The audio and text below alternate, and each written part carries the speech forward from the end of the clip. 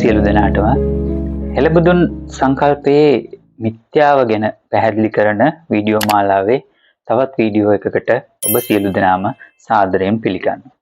අද මම මේ වීඩියෝ එකේ පැහැදිලි කරන්න යන්නේ මේ හෙළබුදුන් කණ්ඩායම් කිව්වහම කණ්ඩායම් රාශියක් තියෙනවා. බුදුරන් වහන්සේට අදාළ ස්ථාන පැටව ගහලා පෙන්වන්න තරම් කණ්ඩායම් රාශියක් ඉන්නවා. මේ හැම කණ්ඩායමක්ම වගේ කරන එක්තරා ක්‍රියාවක තියෙන ආශ්චර්යජනක බව, ඒ වගේම බොරුව පෙන්වන්න තමයි අද මම මේ වීඩියෝ එක යොදාගන්නේ. මෙතනදී මම යොදාගන්නේ මේ හෙළබුදුන් කණ්ඩායම් රාශියක්ම යොදාගන්න එක්තරා මතවාදයක්. මේගොල්ලෝ කියනවා මේ ලංකාවේ සිව්හෙළයක් තිබුණා කියලා. හැබැයි අපි නම් දන්න විදිහට මේ ලංකාවේ කොතනකවත් කිසිම පැරණි මූලාශ්‍රයක සිව්හෙළයක් ගැන සඳහන් වෙන්නේ නැහැ. මේ මෑත කාලීන බොහොම අවුරුදු 10ක විතර කාලයක තියෙන ඔය ලියව කට්ටිය ගෙනාවු මතවාදයක් තමයි මේ සිව්හෙළය කියන කතාව. මීට කලින් අපේ පැරණි මූලාශ්‍රවල තියෙන්නේ ත්‍රිසිංහලය ගැන. ත්‍රිසිංහලය කියන්නේ රුහුණු පීටි මායා කියන ලංකාවේ කොටස් තුන ගැන සඳහන් කරන්නේ. එහෙම නැතුව මෙන්න මේ සිව්හෙළයක් ගැන කිසිම පැරණි මූලාශ්‍රයක සඳහන් වෙන්නේ නැහැ. ඒත් මේගොල්ලෝ අරන් එනවා මේ සිව්හෙළයක් කියන එකක් බුද්ධ කාලේ ඉඳන් ලංකාවේ තිබුණා කියලා ඒගොල්ලෝ මතවාදයක් අරන් එනවා. මේ මතවාදය තහවුරු කරන්න ඒගොල්ලෝ අරන් එන මූලාශ්‍රය තමයි ආටානාටිය සූත්‍රය. ආටානාටිය සූත්‍රයේ ඉන්න කණ්ඩායම් කොටස් හතරක් පෙන්නලා මේගොල්ලෝ කියනවා මේ තමයි සිව්හෙළය කියලා. හැබැයි මෙතනදී මතු කරලා පෙන්නන්න ඕනේ අනිත් කාරණේ තමයි ආටානාටිය සූත්‍රයේ කිසිම තැනක සිව්හෙළය කියන කතාවක් සඳහන් වෙන්නේ නැහැ. මේගොල්ලෝ මේ කොටස් හතරට සිව්හෙළය කියලා ආදේශ කරන්නේ ඒගොල්ලන්ගේ හිතලුවකින්. එහෙම නැතුව සූත්‍රයේ කිසිම තැනක සිව්හෙළයක් කියලා සඳහන් වෙන්නේ නැහැ. එතකොට ඒ වගේම තමයි මෙතන කියන්නේ මේ ආටානාටි සූත්‍රයේ කියන්නේ සතරවරම් දෙවිවරු සහ ඒ දෙවිවරුන්ගේ පිරිස ගැන. මේගොල්ලෝ මෙන්න මේ කොටස කෙලින්ම සිව්හෙළයට ආදේශ කරනවා. ඉතින් අපේ ඉංජිනේරු මහත්මයා මේ ආටානාටිය සූත්‍රයේ ඔය ඉන්න සතරවරම් දෙවිවරු සහ පිරිස මේ සිව්හෙළයේ රජවරු 4 දෙනෙක් සහ කියන කතාව මෙන්න මේ විදිහට එක වීඩියෝ එකක කියනවා. මේක බොහොම ආවේගශීලීව එතුමා ප්‍රකාශ කරන මේ පරිවර්තන කරපු කට්ටිය තමයි මේකට මේ සතරවරම් දෙවිවරු කියන එක ආදේශ කරලා තියෙන්නේ. මේක මේ වෙන්න බෑ, මේ ඉන්නේ සිව්හෙළයේ රජවරු කියලා එතුමා කියනවා. අපි ඒක පොඩ්ඩක් බලමු. හැබැයි මේගොල්ලෝ දැනගන්න ඕන එක ප්‍රධාන කාරණයක් තියෙනවා. මේ හෙළ හතරක් හැටියට වෙන් වෙලා තිබ්බට ඒකේ රජගොල්ලෝ සමගියෙන් කටයුතු කරලා තියෙනවා කියන එක ආටානාටිය සූත්‍රයේ පැහැදිලිව කියනවා. චත්තාරෝ මහරජා කියලා පටන් අරගෙන මහරජවරු 4 දෙනා දසරාට විරූපාක්ක වෛශ්‍රවණ කියන මේ 4 දෙනා එකට ඒකාබද්ධ වෙලා එක පණිවිඩයක් නිර්මාණය කළා බුදුන් වහන්සේව එක දවසේ ගිහිල්ලා මුණ ගැහෙන්නේ. ඒ මේ රටේ තිබිච්ච සමගිය එහෙම සමගියක් තිබ්බ බව පේන්න බැරි මේ ඇත්ත තමයි ඒ 4 දෙනා සතරවරම් දෙවිවරු බවට පත් කළේ. අර වගේ තමයි රටේ රජගොල්ලෝ 4 දෙනා ඒ සූත්‍රයේ තියෙන චත්තාරෝ මහරජා ඒක සිංහල පරිවර්තනයේදීද පරිවර්තනය කියලා තියෙන්නේ සතරවරම් දෙවිවරු.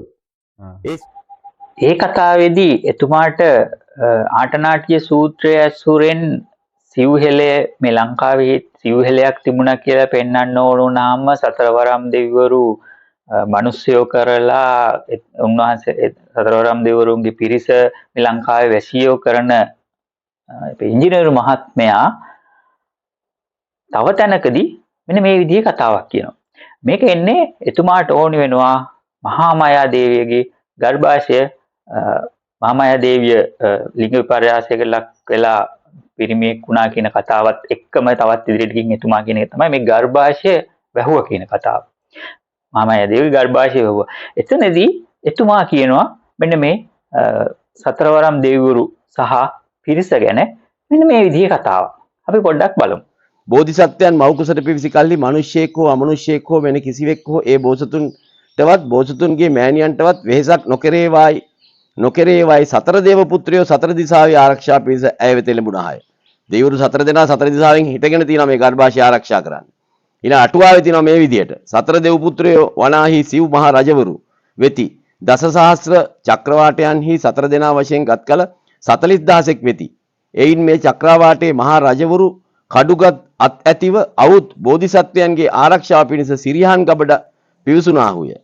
අනික් මහා රජවරු සතුරු පාංශු පිශාචාදී යක්ෂ ගණයන් පළවා හැර ගර්භද්වාරයේ සිට චක්‍රාවාටය දක්වා ආරක් ගත්තාහුය. ආන්න ගර්භාෂධාරයේ යෝනියේ ඉඳලම ආරක්ෂා කළයි කියලා කියන්නේ. කොයිතරම් ආරක්ෂාවක් දීලා තියෙනවද? එතකොට කොහොමද මේ වීඩියෝ කොටස බලපුවාම මම හිතන්නේ මෙතුමා කියන මෝඩ කතාව සියලු දෙනාටම පැහැදිලි වෙනවා ඇති. ආටනටි සූත්‍රය අරන් ඇවිල්ලා මෙතුමා කියන්නේ චත්තාරෝ මහරජා කියන්නේ මේ සිව්හෙලේ හිටපු රජවරු.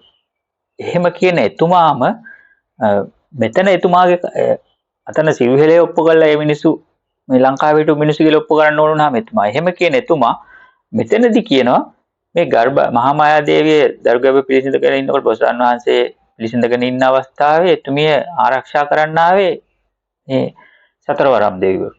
එතකොට එතනදී ඒ සතරවරම් දෙවිවරු කාමරය ඇතුළට එනවා. සිරියන් ගබඩාව ඇතුළට.